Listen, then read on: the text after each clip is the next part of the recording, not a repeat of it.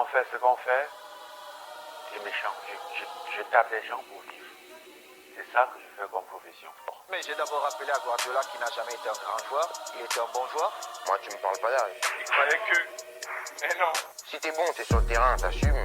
Si t'es pas bon, tu te tais, tu restes sur le banc, tu regardes les autres. Excusez-moi, je trouve qu'il faut s'arracher les couilles pour gagner. Ouais. Il nous agresse, on peut même pas mettre la balle en jeu. Viry-Châtillon, Sucy en brie. Coup d'envoi 2 heures. On gagne 6-0, je mets les 6 buts. On veut s'amuser. Arrêtez vos fusils là. On veut s'amuser. Arrêtez vos fusils là. Donc bonjour à tous, on se retrouve aujourd'hui pour un nouvel épisode du podcast BABA par Béatitude, un podcast qui parle de sport et de mindset où à chaque épisode nous recevons un sportif amateur, professionnel ou alors un professionnel de la santé avec qui nous discutons autour d'un sujet, d'un thème ou d'une problématique établie au préalable. Donc aujourd'hui, nous recevons Andrea Girabou-Kouassi. Comment ça va Andrea ? Ça va très bien. Et vous ? Moi ça va aussi. Je suis Ok. très honoré que tu aies accepté l'invitation. Donc déjà je Oui, moi voulais... aussi, ça me fait plaisir. Merci beaucoup. Comment on va procéder aujourd'hui ? Donc, je vais te laisser te présenter, nous dérouler un peu ton CV sportif. Ensuite, je vais introduire le sujet. Et enfin, on va directement en discuter. Ça te va ? Oui, bien sûr. D'accord. Moi, je suis Andrea Girabou-Kouassi. Donc aujourd'hui, je suis joueuse de rugby, mais auparavant, j'ai été lutteuse. Donc j'ai été championne de France de lutte. Et c'est après la lutte que j'ai découvert le rugby. Il s'avérait que j'étais bonne. Donc j'ai basculé sur ce sport depuis maintenant, je pense, plus d'une dizaine d'années. Je pense qu'on va être 13 ans à peu près. Ok. J'ai été vice-championne de France avec déjà championne de France en élite 2 et puis vice-championne de France en élite 1. Ok. Très bien, très bien. Et donc, aujourd'hui, est-ce que tu pratiques encore de la lutte de temps en temps ou plus du tout ? Oui, mais vraiment de temps en temps. Et puis je fais aussi de la transmission, on va dire. Donc je fais pas mal de lutte avec les jeunes. J'ai oublié de préciser que je suis capitaine de l'équipe de Côte d'Ivoire de rugby. Très bien. Je pense que c'est important de le dire aussi. Bien sûr, bien sûr. Donc, on va revenir sur tout ça, pas de souci. Donc là, je vais introduire le sujet. Donc, le sujet d'aujourd'hui, c'est comment trouver l'équilibre entre la compétition et le bien-être mental. Donc, on sait que aujourd'hui, il y a un terme qui revient souvent, c'est la santé mentale des sportifs. Oui. Et qu'il faut faire attention à se préserver parce que parfois la compétition, ça a des bons côtés, mais parfois ça peut très mal se terminer quand on laisse trop de place et que ça a une trop grosse emprise. Donc aujourd'hui, il y a énormément de sportifs qui en parlent ouvertement. Oui. Et donc, moi, déjà, ma première question, c'est, pour toi, qu'est-ce que t'en penses de la santé mentale, du fait qu'on en parle beaucoup dans le monde du sport ? Est-ce que c'est important pour toi ? Oui, bien sûr, c'est très important. Je veux dire, comme tu as dit, c'est quelque chose qui permet d'avoir un équilibre. C'est vrai je pense que c'est comme tout le monde, on a le travail. Donc nous, le sport, c'est aussi notre travail. Mais à côté de ça, on n'est pas des robots, on n'est pas des machines. Donc il est important d'avoir cet équilibre mental parce que sans ça, on ne peut rien. Et puis à un moment, ça casse. Hein. Si on ne supporte pas, si on ne sait pas gérer cet équilibre, à un moment, on perd pied. Et dans le monde du rugby, on en parle souvent de ça ou c'est encore un peu tabou ?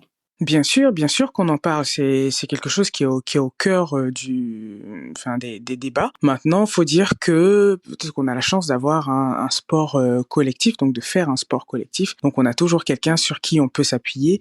Et puis c'est un sport dans lequel il y a beaucoup de préparation mentale. Je pense que ça nous aide énormément. Ok, très bien, très bien.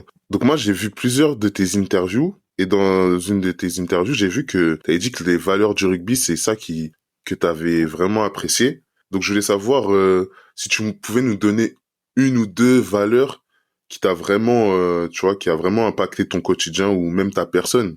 Alors je pense déjà que c'est le côté famille. Donc ça, moi, pour vous expliquer un peu, je suis enfant unique et voilà, j'ai toujours été assez solitaire. Je me suis toujours construite en me disant que j'étais seule au monde. Et puis j'arrive dans un univers où on m'explique que non, pas du tout. T'es pas seule. À chaque fois que tu auras besoin de quoi que ce soit, on sera là. Et c'est hors de question que quelqu'un te touche sur le terrain parce que si quelqu'un te touche, il y aura 40 personnes qui vont lui sauter dessus. Enfin, donc vraiment, c'est quelque chose qui m'a beaucoup marqué. J'ai eu du mal au début. Je pense que j'ai dû mettre 2 ans à m'adapter, à comprendre, à m'adapter à ça. Et puis la deuxième chose, je dirais que c'est l'utilisation des forces des gens. C'est un sport où, je sais pas si vous avez remarqué, on a tous les gabarits. Donc vraiment, la première ligne, ce sont les gens assez gros d'ailleurs, et costauds. La deuxième ligne sont grands. Donc on arrive dans un sport où on nous dit, peu importe ce que tu as comme faiblesse, ça ne nous intéresse pas. C'est ta force qui nous intéresse et c'est ta force qu'on va utiliser. Et c'est la force de chacun qu'on utilise sur le terrain. Et c'est la deuxième chose qui m'a marqué, de dire on s'en fout de ce que je n'ai pas, c'est ce que j'ai qui importe, et ça donne énormément de confiance.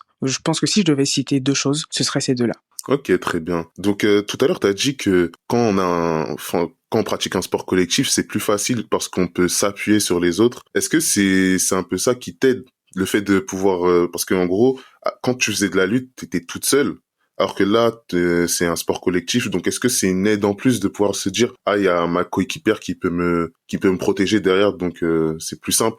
Bon, je ne sais pas si c'est plus simple. Je pense que moi les deux me vont, mais le plus c'est ça. Le plus c'est de se dire que on a toujours quelqu'un qui parlait. Sur un sport individuel, bon, on a quoi à côté? On a le coach, on a peut-être un préparateur mental, mais ou alors c'est une amie à l'extérieur. Mais là, on est une équipe de, on va dire sur une équipe élite, on a 35 personnes à peu près. Donc on a forcément une personne qui vit exactement les mêmes choses que nous, à qui on peut parler, même si on va pas directement vers les coachs, vers la prépa mentale, vers tout ça, mais on a, enfin, vers les gens du staff, pardon, on a toujours quelqu'un à qui de qui on est proche et qui vit relativement les mêmes choses que nous. Vous voyez, donc la compréhension, oui, je dis que ça rend les choses un peu plus faciles. Tu as parlé de préparateur mental. Aujourd'hui, ce préparateur mental, il vous aide à quoi? Avant les matchs, les compétitions?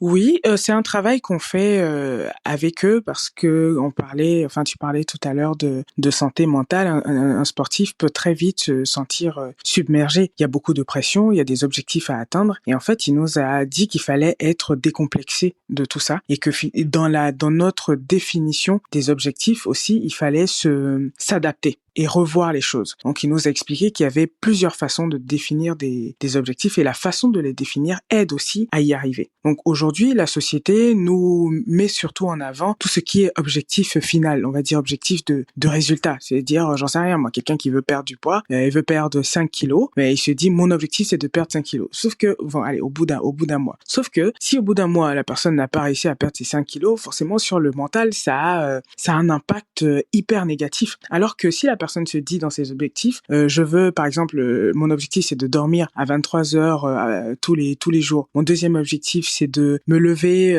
à telle heure pour faire mes étirements.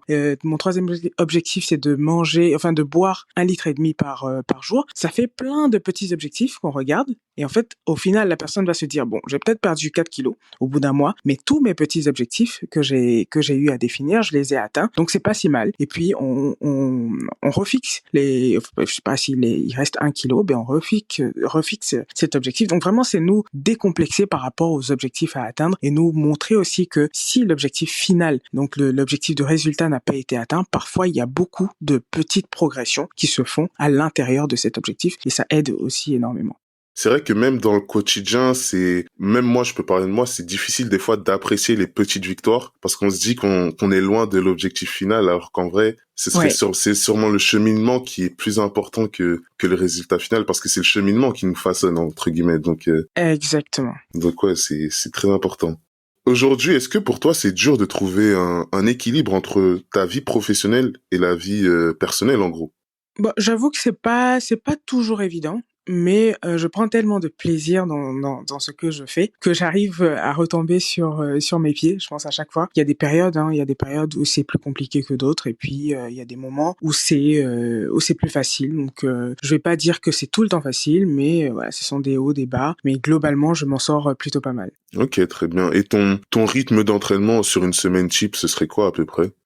Justement, j'étais en train de regarder mon planning depuis que je suis rentrée de Côte d'Ivoire. C'est très intense. On a globalement 2 entraînements par jour. Et puis, par exemple, il y a des jours où le mardi où on a 3 entraînements par jour, donc c'est assez, oui, c'est assez intense. Et les week-ends, soit on a des matchs, soit on est en off. Mais là, par exemple, ce week-end, on part en stage, donc samedi, dimanche, je pense en Normandie, pour un stage de cohésion. Mais quand vous avez 3 entraînements par jour, c'est par exemple c'est divisé, hein, une partie musculation, une partie cardio. Exact.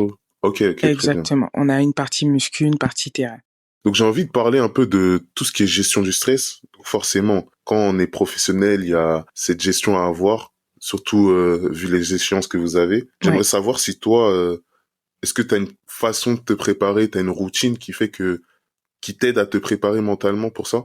Oui, bien sûr. Je pense que tout sportif a sa petite routine. Et puis, il y a des matchs. Moi, de base, je suis pas quelqu'un de stressé. Je suis toujours zen. D'ailleurs, les gens me demandent comment je fais. Et il y a même quelqu'un qui disait, Andrea, elle se révèle dans le chaos. Donc, plus c'est chaotique, plus j'aime. Donc, donc non, je suis pas quelqu'un de stressé à la base, même si ça arrive. Il y a des matchs qui sont plus importants que d'autres, surtout quand on pense à certaines personnes qui nous ont permis d'arriver où on est, quand on a envie de rendre hommage à quelqu'un, quand on a envie de faire plus que ce qu'on a l'habitude de faire, ou même le fait de pas se sentir bien. On a été un peu malade physiquement, on se sent pas en forme. Du coup, c'est une petite pression. Est-ce que je vais réussir à gérer mon état, un petit rhume? En fait, c'est bête, mais des petites choses peuvent impacter une performance. Mais dans tous les cas, il y a des choses qui me rassurent. Ce que je fais déjà, c'est de me mettre dans ma bulle avant un match. J'aime bien écouter la même chanson, la même musique, j'ai toujours Ok. la même chose. Et puis je fais le tour de la moitié du terrain avant de rentrer dans les vestiaires, avant la remise de maillot. Donc si vous voulez, nous on a une tradition, c'est avant les matchs, on fait une remise de maillot. C'est chaque fille qui n'importe quelle fille prend un maillot et le remet à une autre en lui disant des mots qui vont lui permettre de rentrer dans son match, qui vont l'encourager, qui vont lui donner la confiance. Mhm. Ok, c'est intéressant.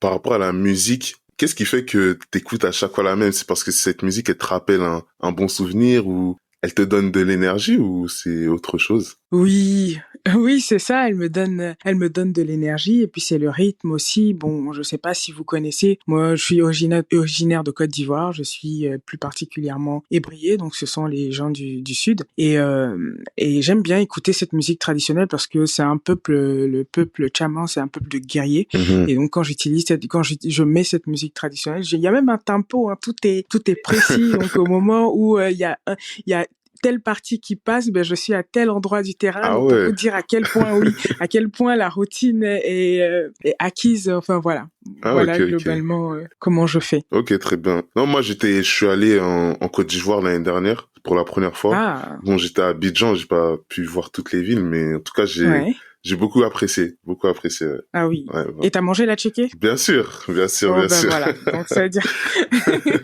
c'est bon, si t'as mangé la tchéké, c'est comme si t'avais découvert toute la Côte Ah d'Ivoire. vraiment, c'était incroyable, incroyable, vraiment. Ouais. Et tu vois, ouais, quand on parle de santé mentale et tout et de compétition, j'aimerais savoir parce qu'il y a plusieurs sportifs qui ont dit que, tu vois, surtout à la fin de leur carrière, ils disent que Ouais. la compétition ça use mentalement. Tu vois, il y en a beaucoup qui finissent lessivés avec tout ce que ça demande, le fait d'être Ouais. l'exigence, la pression, l'exercice, etc. Toi, comment tu le perçois? Est-ce que tu sens que ça peut être usant, que ça va être usant à la fin ou? Bah, j'ai envie de dire que ça fait partie du jeu. Je pense que aujourd'hui, il y a personne, quels que soient les profils, il y a, il y a personne qui se lève le matin en disant, bah, ma journée, je pense, Mhm. ma journée va être tranquille tout le temps. Je pense que c'est la vie, c'est un challenge. Et si tu es sportif de haut niveau et que tu n'aimes pas la pression de la compétition, j'ai envie de dire qu'il y a un problème Mhm. parce que c'est l'essence même. C'est pour ça qu'on fait ça. Moi, c'est quelque chose que j'apprécie et d'ailleurs qui va me manquer si je viens à raccrocher les crampons parce que faire du loisir ne me convient pas. J'ai besoin d'aller chercher beaucoup plus haut tout le temps et c'est quasiment comme ça dans tous les aspects de ma vie, quoi. Ah, c'est intéressant parce que j'allais y venir, mais quand par exemple on est quelqu'un de très compétitif, comment ça doit être dur de basculer un peu dans un rôle un peu moins actif. Ben, Donc je c'est me dis clair. comment on peut appréhender ça, anticiper ça. surtout mentalement? Franchement, je cherche encore. Je cherche encore parce que j'adore l'action et je me suis rendu compte que même quand je ne m'entraînais pas, donc là pendant les phases de repos, là on y est, hein, enfin on y était pardon avec l'été et tout ça pendant les phases de repos, je ne me sentais pas spécialement bien. Et puis dès que je reprends du haut niveau avec la compétition, de gros entraînements, là tout de suite, malgré une fatigue, hein, même si je ne dors pas correctement, il y a quelque chose mentalement qui est qui je me sens forte quoi, j'ai du peps etc. Donc quand je n'ai pas ça, j'ai l'impression que je suis molle. Donc je me dis comment on fait, parce que même si on devient coach, c'est pas Bien pareil. sûr. On n'est pas dans l'action, on est encore dans la transmission. Donc aujourd'hui, c'est une question que je me pose et je n'ai toujours pas la réponse. Si jamais tu trouves, je veux bien. Peut-être qu'avec l'âge, forcément, le physique, bon, ça commence un peu à diminuer, donc on se dit que c'est préférable de transmettre. Et là, ça fait que la passion, elle reste, mais on reste un peu plus mesuré, donc on transmet simplement. Oui, franchement, je me suis posé la question, je me dis que ça doit être vraiment dur de basculer. Et puis même, imagine, t'es sportif, tu fais des trucs de fou, tu soulèves des poids, tu cours vite. Et puis au fur et à mesure, tu te retrouves avec moins de cardio, plus de douleur, enfin, je me dis que c'est quelque chose, hein. Ça doit être dur, ça doit être très dur. Ça me fait peur, ça. Ça me fait peur. C'est vrai que ça doit être dur. Parce que là, en ce moment, voilà, je suis la panthère, puissante, imagine du jour au lendemain, je sais plus courir, je sais plus claquer, enfin j'ai plus de force. Non, c'est très enfin voilà, c'est flippant, je trouve. Ouais, ça c'est vraiment un truc à réfléchir vraiment. Ouais.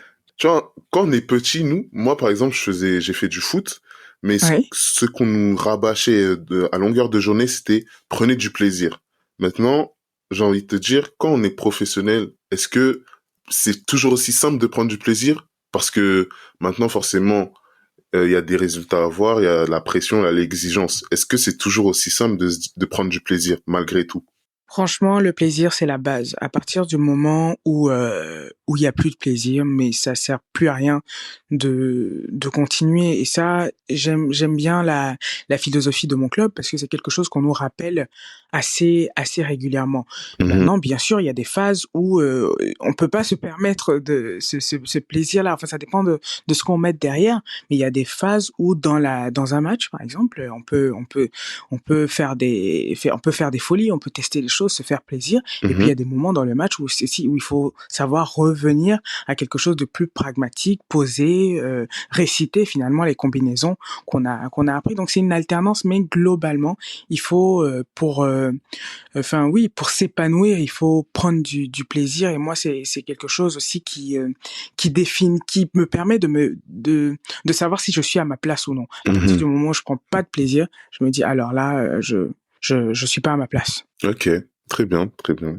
Donc, tout à l'heure, tu as mentionné que tu étais capitaine de l'équipe de Côte d'Ivoire. Donc, déjà, moi, j'aimerais savoir, c'est quoi ton style de leadership?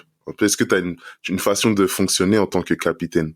Oui, j'ai une façon de fonctionner. Pour moi, c'est pas trop de blabla, surtout montrer les choses, être un exemple. Je pense que c'est par ce que je suis que je vais inspirer et pas par ce que je dis. Donc les filles le savent quand par exemple j'ai dit que je ne voulais pas de retard. On sait, hein, chez nous c'est le retard, c'est le nerf de la guerre. Donc j'ai dit que je ne voulais pas de retard. À partir du moment où une personne est en retard, tout le monde se tape une trentaine de pompes. Mais moi aussi je m'y mets quoi. Donc à chaque fois qu'il y a des choses, je suis la première à les appliquer. Même chose si je dis aux gens de ne pas arriver en retard, forcément moi je suis toujours à l'heure. Donc c'est vraiment continuellement dans fais d'abord toi-même et puis les autres le feront automatiquement. Très bien. Et vu que toi t'as beaucoup d'expérience, surtout du haut niveau, ça te rajoute pas une pression supplémentaire en plus d'être toujours exemplaire, d'être toujours épié en fait, parce que c'est toi en gros qu'on regarde le plus. C'est vrai que c'est beaucoup de pression. D'ailleurs, je discutais avec une jeune joueuse ivoirienne qui me disait Capi, t'es devenu drôle. Qu'est-ce qui s'est passé? Je dis mais j'ai toujours été drôle. C'est ce capitanat qui fait que je suis obligée de rester sérieuse parce que si moi je commence à être distraite et immature, comment ça va se passer? Donc elle dit ah ok d'accord, donc on te découvre en fait. Donc oui, je suis de nature folle et il y a des moments où je le montre un peu plus que d'autres, et aujourd'hui je pense que l'équipe a acquis suffisamment de maturité justement pour comprendre ça, pour comprendre que un entraînement c'est pas que sérieux sérieux sérieux jusqu'au bout. Il faut savoir alterner les moments où on s'amuse et puis des moments où on est super concentré et propre quoi. Donc, je pense que c'est ça, c'est une alternance, et je commence à montrer ce côté-là, justement pas parfaite, savoir que oui, voilà, peut-être que je joue en haut niveau, tout ça, peut-être tout, mais je reste quand même quelqu'un de très, enfin, je reste humaine, quoi, on va dire. Ok, très bien. Donc, la dernière fois, moi, je me suis entretenu avec Emmanuel Essémé, donc c'est un athlète camerounais qui Oui. court sur du 100 mètres, 200 mètres, 400 mètres. Et je vais poser la question par rapport comment c'était vu l'athlétisme au Cameroun. Là, j'ai envie de te poser un peu la même question par rapport au rugby. Comment s'est perçu le rugby en Côte d'Ivoire aujourd'hui? Ça dépend, ça dépend de qui, ça dépend du milieu, enfin voilà, ça dépend de pas mal de choses. En général, les hommes surtout d'ailleurs se demandent mais une femme qui joue au rugby, est-ce qu'elle peut tenir un foyer même? Enfin, ça c'est la question qui Aïe, aïe, revient aïe, tout le aïe, temps aïe. et elle me fatigue cette question.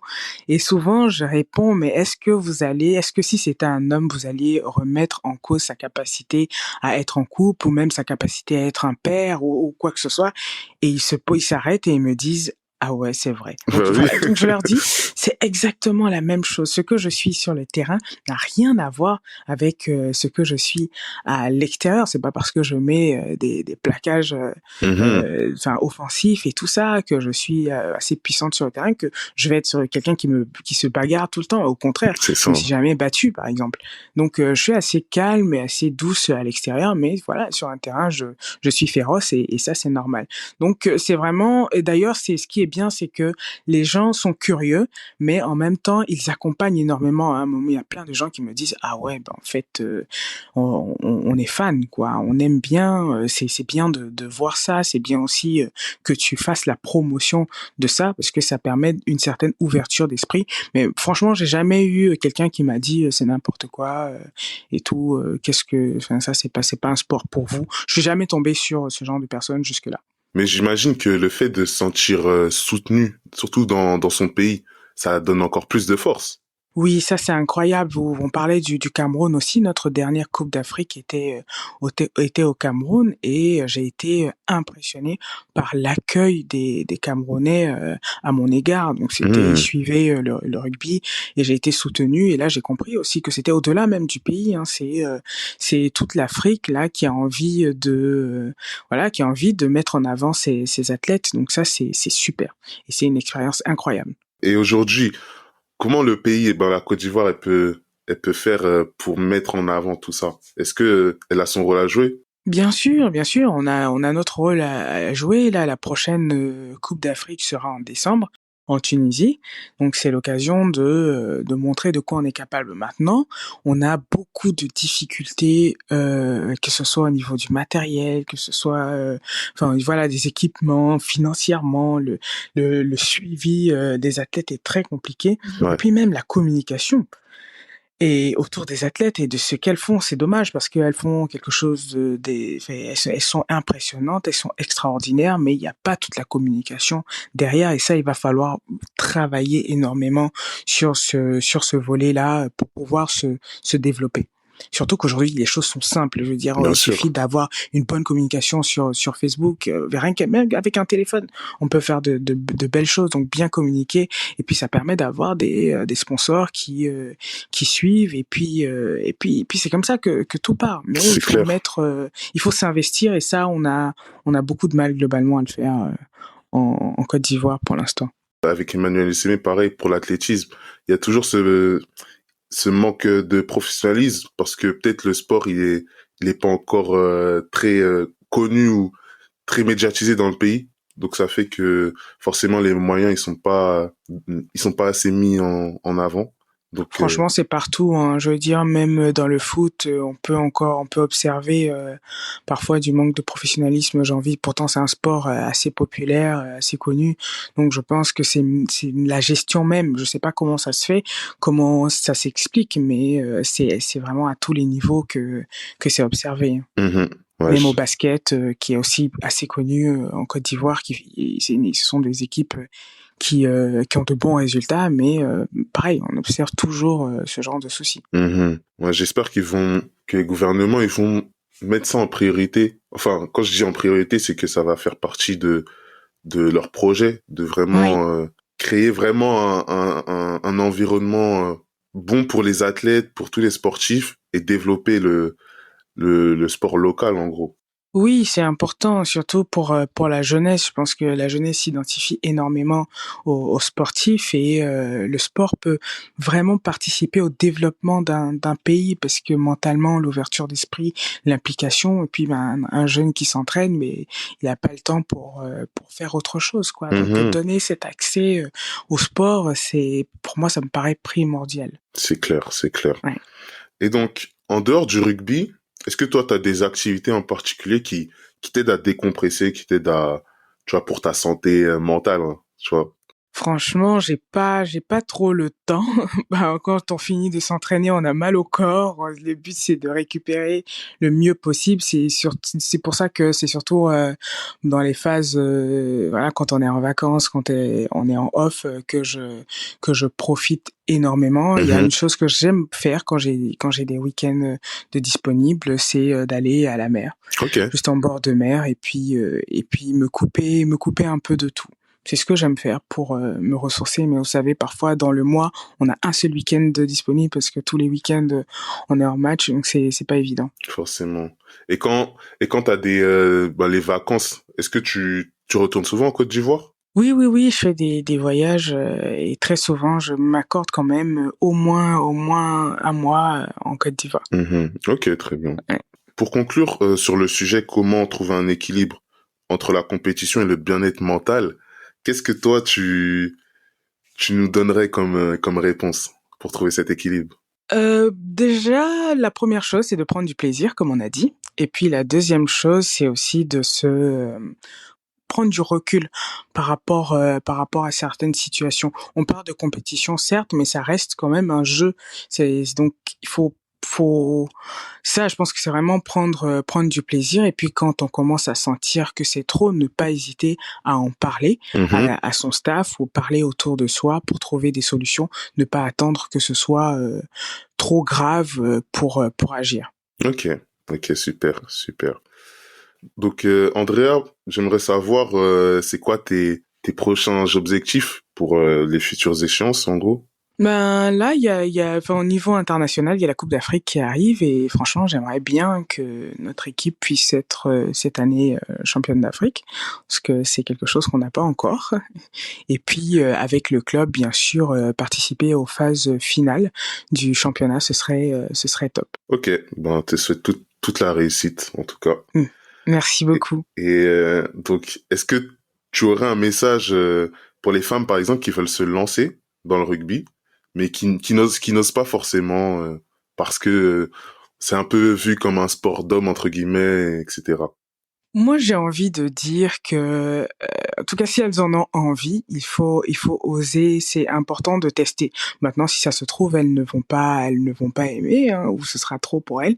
Mais en toute chose, il faut au moins essayer pour voir, et puis se libérer du regard des autres, hein, peu importe que ce soit pour les garçons ou pour quoi que ce soit. Ça, à la limite, on va dire, c'est pas important. L'important, c'est de soi-même aller essayer quelque chose qui nous attire et voir ce que ça peut nous apporter. C'est un sport, comme je disais, avec énormément de valeur et qui change une personnalité. Très bien. Donc là, c'est la dernière question que je vais te poser. Je la pose à tout le monde. Oui. C'est qui ton sportif GOAT? Donc ton sportif préféré de tous les temps, Et Ouais. toute période confondue. Si tu devais en choisir un seul. J'ai même pas besoin de réfléchir, c'est Serena Williams. Je Ah, suppose que vous n'êtes pas étonné, mais, mais c'est Serena Williams. ok. Et pourquoi Serena Williams? Est-ce que j'ai besoin de dire? Non, mais elle est juste exceptionnelle. Elle arrive dans un monde, dans un milieu où, a priori, elle n'a pas sa place et elle Mhm. vient s'imposer. Enfin, je veux dire, même physiquement, c'est l'une des seules qui ressemble pas à une joueuse de tennis. Elle a des formes. En fait, ça veut dire qu'elle vient casser tous Mhm. les codes et puis non seulement elle casse les codes et puis elle est la meilleure. C'est ça. Donc ça, c'est formidable et pour moi c'est la plus grande athlète, la plus grande sportive de tous les temps. Ah, c'est clair, c'est une légende. Et... Oui, j'ai eu la chance de la voir jouer, de la rencontrer, Hmm. donc j'ai été très impressionnée. Ok, très intéressant. Ok, donc on est sur la fin de l'émission, donc j'espère que t'as apprécié l'échange. Oui, c'était top. Moi, j'ai très apprécié. En tout cas, je te remercie encore pour ton intervention. Merci à toi. Pour tous ceux qui ont écouté, j'espère aussi que vous avez apprécié. Et donc, on se retrouve pour un prochain épisode.